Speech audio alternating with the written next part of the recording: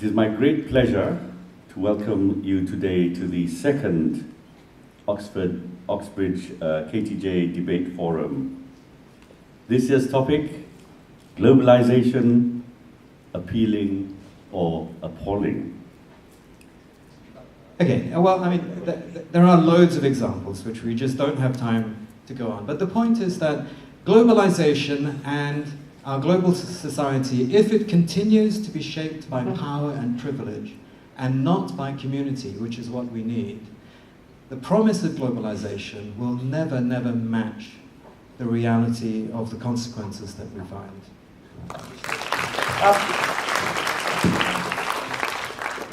I mean, the argument that's used against people like you is that you're anti-progress, that you don't mind, you know, as Margaret Thatcher would say, the poor being poorer as long as the rich aren't richer. I mean, how would you counter that argument, that anti-globalization people are essentially anti-progress?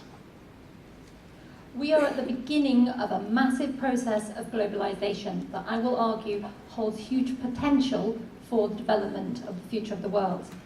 Throughout history, it's been possible to find examples of abuse and exploitation happening, and I don't want to diminish that, but at least nowadays we're aware of it, and we're developing the supranational organizations that can guarantee people's rights and intervene when these occur. Yeah, it's more than about 10% of the But isn't this leading to the like fragmentation then? I mean, the opposite problem, you know, the splitting up of, you know, we look at what happened in Yugoslavia, we look at the UK itself is splitting up. Do you think that's a good thing? I think that it's good if people are able to experience and express what's different about them. I think it's good that people are able to understand difference across the world. I think that it's great that children across the world are able to attend schools where they learn about other cultures, where their own culture is celebrated, rather than having one identity forced on us all. And globalization offers us the forms of communication to do that. Think of the Arab Spring and how that was coordinated on the internet and enabled people to assert their own local identity. Now, the ideal of globalization is, of course, something that does sound very appealing. What we're talking about on this side is the reality of it. I'd like to start with this point about the erosion of the nation state. I spent many years in China. The rise of new technologies and has been very much embraced by the Chinese government. You look at freedom of expression, freedom of any kind in China, it has been restricted and restricted over the last 10 years. So there is far more control than there ever was previously.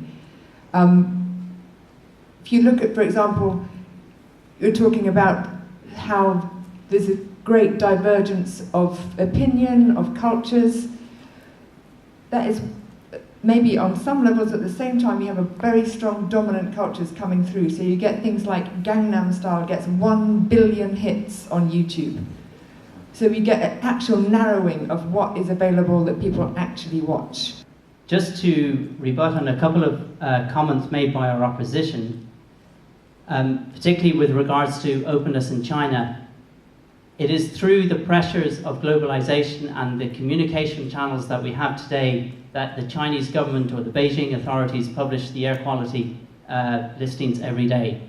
That is an enormous change. It's a change that is a force for good. I would also like to ask members of the opposition, did those billion people who went on to see Psy and Gangnam Style online, were they forced to? I think not. Okay, guys, what I think you guys are talking about, the whole discussion has been exchange of ideas, right? Globalization means exchange of ideas. Exchange of ideas is changing the way we control, interact, policies, government. That's really what you're saying, right? Can I put forward a different thinking and see what you all think? For example, if we can potentially these two examples, we knock them down. So that is my feeling.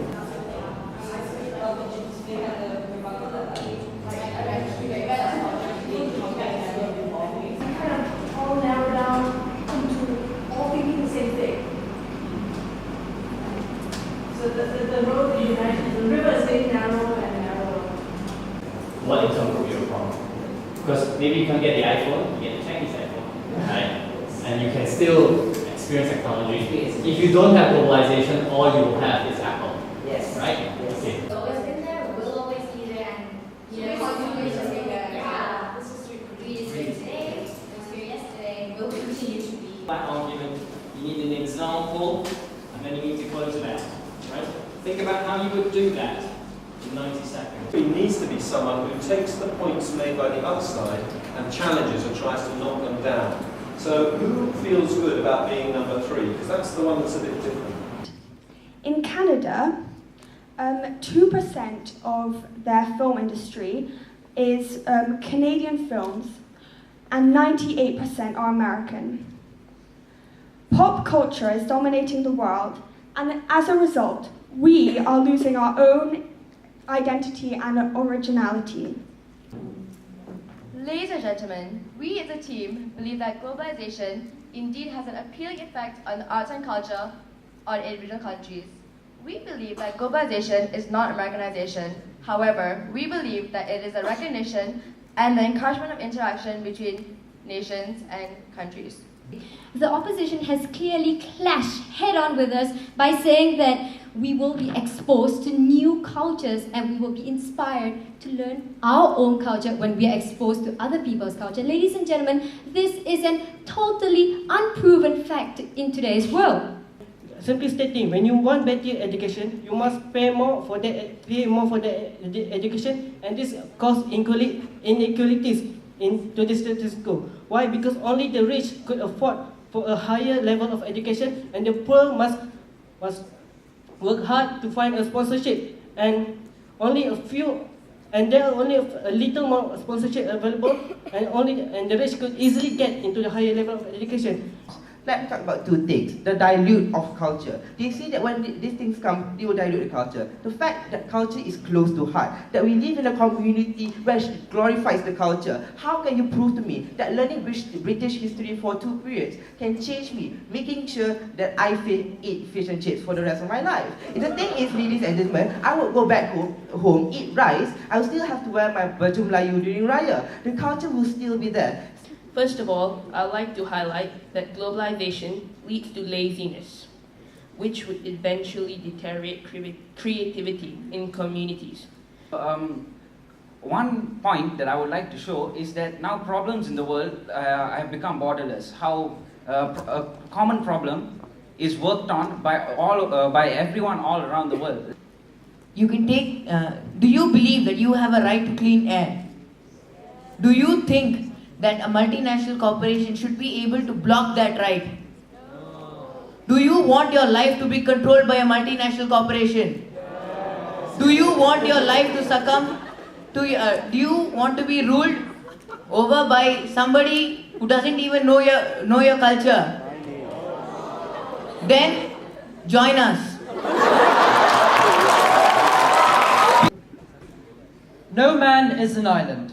An evolution has taken place, ladies and gentlemen. Globalization has made governments more accountable to its people, far from what the government is suggesting. Why? Because the fundamental concentration of political power and authority has changed for the better.